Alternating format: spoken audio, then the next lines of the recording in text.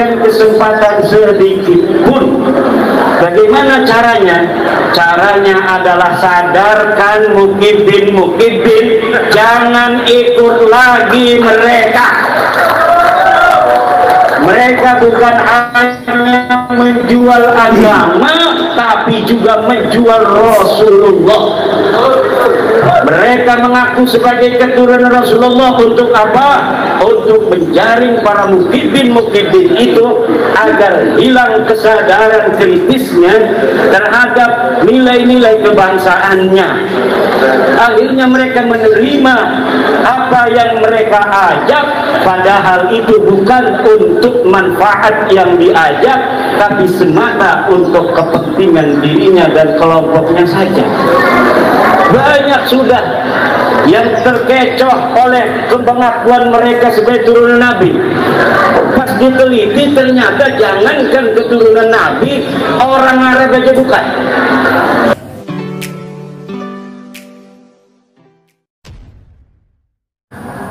Assalamualaikum warahmatullahi wabarakatuh. Kembali berjumpa dengan saya di channel Gagasan Progresif 9, sahabat sebangsa dan setanah di mana saja Anda berada.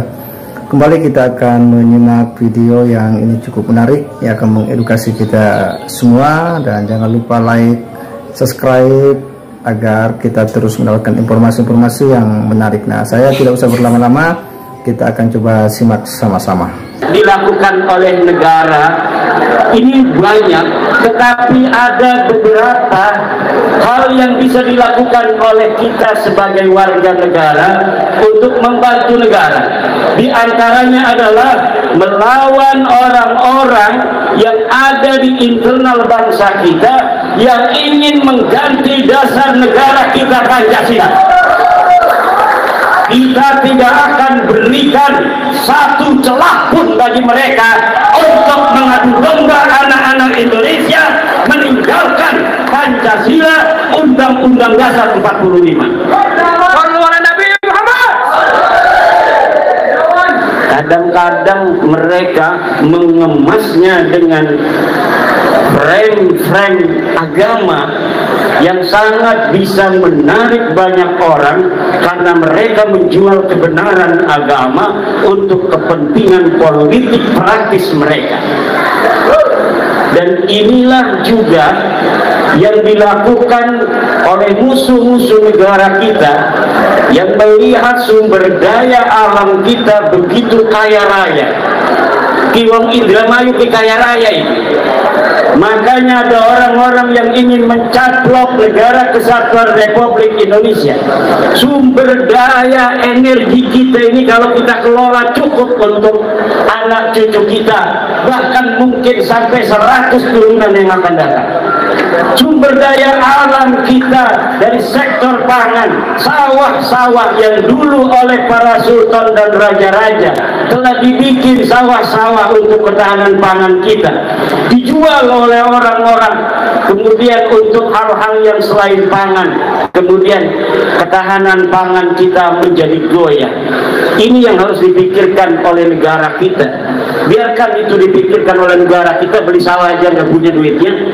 Udah, kita yang bisa kita lakukan adalah memberi kesadaran kepada bangsa Indonesia. Jangan mau terperdaya oleh orang-orang yang menjual agama untuk kepentingan politik. Suriah menjadi contoh nyata bagaimana hari ini dengan adu domba antar penduduk Suriah, keadaan Suriah sekarang chaos, kacau balau. Mereka memuntahkan peluru untuk saudara-saudara mereka sendiri. Presidennya diturunkan, akhirnya negara asing Israel masuk ke dalam negara Suriah. Mau tidak Indonesia ini dikuasai oleh orang asing? Maka itu petoak-petoak yang selalu ingin mengganggu dasar negara kita, merongrong dasar negara kita, NKRI kita. Ini jangan kita berikan kesempatan sedikit pun. Bagaimana caranya? Caranya adalah sadarkan mukibin jangan ikut lagi mereka. Mereka bukan hanya menjual agama, tapi juga menjual Rasulullah. Mereka mengaku sebagai keturunan Rasulullah untuk apa? Untuk menjaring para mukibin itu agar hilang kesadaran kritisnya terhadap nilai-nilai kebangsaannya. Akhirnya mereka menerima apa yang mereka ajak, padahal itu bukan untuk manfaat yang diajak, tapi semata untuk kepentingan dirinya dan kelompoknya saja. Banyak sudah yang terkecoh oleh pengakuan mereka sebagai turunan Nabi. Pas diteliti ternyata jangankan keturunan Nabi, orang Arab aja bukan. Ini para kabir-kabir itu, jangankan mereka keturunan Rasulullah, orang Arab aja bukan. Dari mana tahunya? Dari DNA-nya. Orang Arab itu ber-DNA J1. Sementara 180 orang dari mereka yang telah tes DNA ketahuan oleh PWI, kita download itu semua hasilnya dari Amerika, maka ternyata mereka bukan hanya keturunan Nabi, tapi ternyata keturunan Arab aja bukan. Dan sampai saat ini dari mereka belum ada yang berani untuk membantah itu semua, baik dari sisi DNA yang sudah terbukti secara biologis maupun dari penelitian saya secara ilmu nasab, ilmu sejarah yang sudah konklusif. Dan semuanya sekarang telah dokumentatif, bisa diakses di internet. Buku saya yang berbahasa Arab banyak tentang nasab mereka. Al-Mawahib Al-Laduniyah, I'anatul Akhyar, kemudian Al-Ma'arif Ar-Rabbaniyah, kemudian bahasa Indonesia. Pertama, menakar kesahihan nasab Habib di Indonesia. Yang kedua, terputusnya nasab Habib di Indonesia. Yang ketiga, skandal ilmiah, sejarah dan nasab palsu Ba'alawi. Yang ketiga adalah kronik perjalanan ilmiah Imaduddin Usman dalam membongkar nasab palsu. Yang terakhir, ini jawaban untuk buku Rabita Alwiyah, organisasi para habaib yang mereka telah membuat buku 600 halaman. Saya jawab dalam waktu beberapa minggu dengan judul Ulama Nusantara Menggugat Nasab Palsu. 700 halaman. Cuma buku terakhir ini tidak atau belum dibagi secara gratis karena ada saudara kita di Yogyakarta yang membutuhkan dana untuk kemanfaatan keluarga yang membutuhkan. Akhirnya saya berikan pada beliau untuk menjual bukunya dan menerbitkannya. Saya hanya minta 5 buku saja untuk saya, selebihnya untuk kepentingan beliau karena membutuhkan. Jadi kalau misalnya para bapak, para ibu yang hadir, khususnya para pengurus PWI yang sudah sadar, yang sudah tidak husnudon, para putra putri Wiralodra, ini Wiralodra ini di Indramayu jangan gegabah, ini jangan kelihatannya lemes begitu, yang tegak. Nah, Wiralodra lemes. Ini Indramayu dijadikan sebuah kabupaten hunian zaman dulu. Ini hasil tapa berata, hasil tapa dari putra Singalodra yang bernama Arya Wiralodra, yang kemudian menjadikan Indramayu ini sebagai daerah yang subur dan makmur. Tapi seorang kesatria tanpa wanita itu juga lemas. Betul? Akhirnya Arya Wilarodra menikah seorang pendekar wanita bernama Putri Dharma Ayu. Ini nggak ada yang menang ini ngelawan Putri Dharma Ayu. Pendekar-pendekar dari mana datang? Dari tanah Jawa, dari Sumatera, ingin mengalahkan Putri Dharma Ayu, tidak ada yang mampu. Dari Palembang ya? Dari Palembang datang, itu bisa pokoknya. Akhirnya putra Indramayu asli mendengar, mana itu katanya wanita cantik namanya Dharma Ayu yang sudah mengalahkan seluruh para jawara tanah Jawa dan Sumatera. Ini dari loh bener. Saya Wilarodra ingin ngadu kesaktian dengan Putri Dharma Ayu. Terjadi akhirnya pertarungan. Betul saja Putri Dharma Ayu dapat dikalahkan oleh Arya Wilarodra. Menikah 1525, akhirnya anak keturunannya begini-begini nih, cantik-cantik. Alhamdulillah.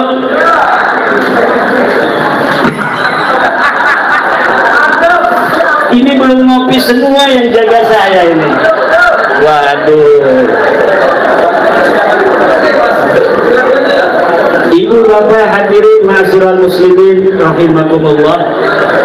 Jadi ini penting sekali lagi, PWI didirikan dengan asas kebangsaan dan asas keagamaan.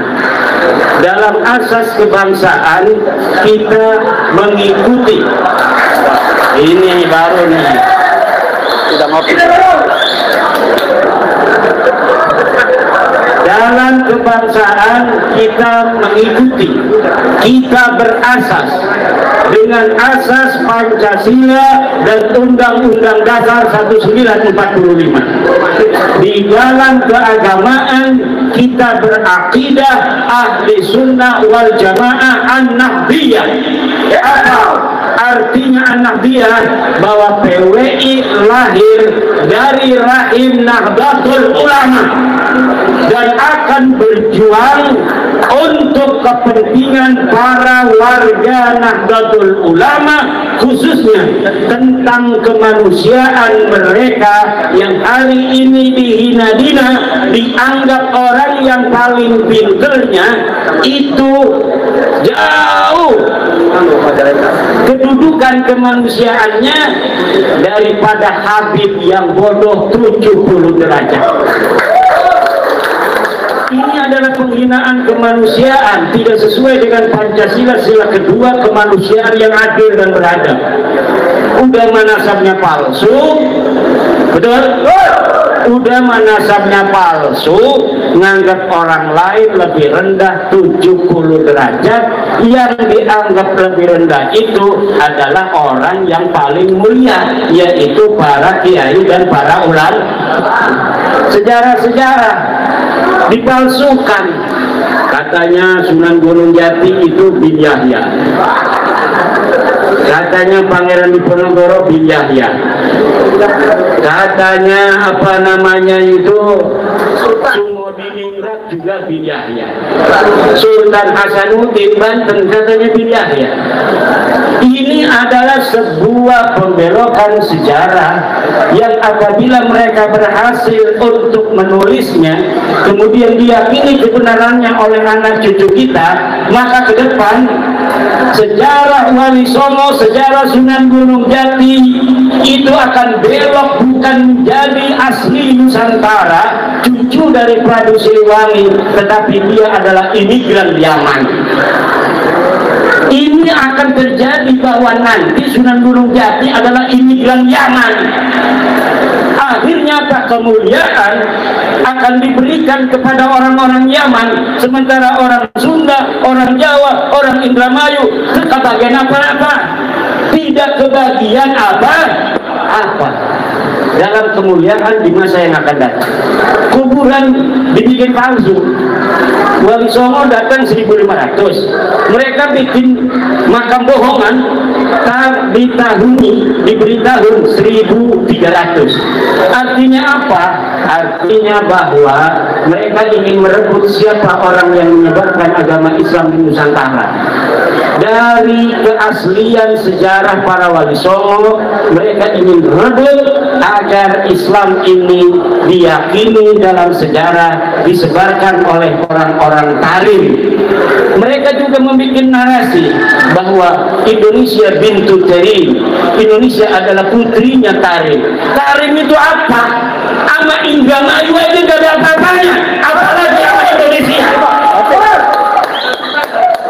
Dibandingkan Indramayu aja Tarim itu tidak apa-apanya, apalagi dibandingkan Indonesia. Dia katakan Indonesia itu Tarim apa-apaan. Berapa PAD-nya dia? Berapa pendapatan asli daerah Tarim? Berapa jumlah penduduk Tarim? Di bawah 1 juta. Jangankan untuk dia lebih mulia dari Indramayu, mungkin dari Loh Bener aja lebih mulia Loh Bener. Kita dibikin narasi-narasi yang bikin pakai udeng-udeng, makanya saya pakai udeng-udeng, pakai jubah, pakai sorban. Indonesia bintu Ciri. Ada lagi kabid yang mengatakan saya bertemu dengan kiai paling sepuh di Jawa Barat. Lalu dia mengatakan dia bermimpi dengan Prabu Siliwangi, dan Prabu Siliwangi mengatakan Jawa Barat ini milik NTB, katanya. Ini narasi-narasi dusta begini, walaupun kelihatannya sepele, kalau diulang-ulang terus, kemudian diyakini, maka ini akan dianggap sebuah kebenaran. Yang Prabu Siliwangi ini yang megang mic warna merah ini cucunya Prabu Siliwangi. Orangnya jelas, wajahnya wajah orang Sunda, wajahnya wajah orang Indramayu ini. Walaupun Banten asalnya dari Cirebon, Indramayu mungkin saja, walaupun saya belum meneliti, masih ada darah Arya Wilarondra. Ini jangan sampai tadi budaya-budaya kita dihilangkan. Pesantren-pesantren sekarang tidak ada lagi tuh yang baca-baca kidung begitu. Putri sekip puji ikut keturing Allah.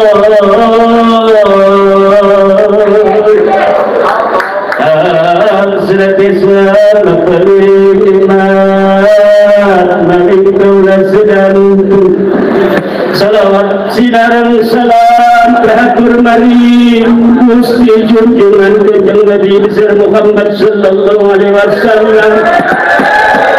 Dulu kita sering mendengar begitu, betul apa tidak? Tapi hari ini di pondok-pondok pesantren semuanya sudah diganti. Kenapa? Karena ada upaya meninggalkan budaya-budaya yang diajarkan oleh Wali Songo.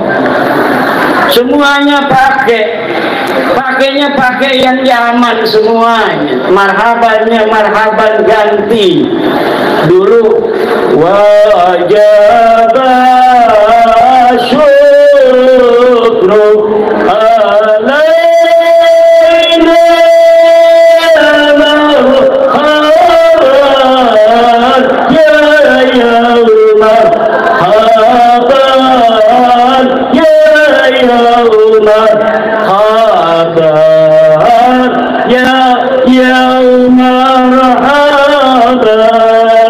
sekarang diganti semuanya. Untuk apa?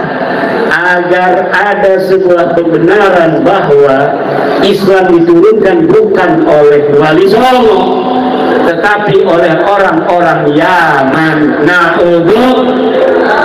Kita akan lawan narasi-narasi itu. Untuk apa? Karena kita yakin para Wali Songo dan keturunannya yang masih ada hari ini mempunyai niat suci untuk bangsa Indonesia.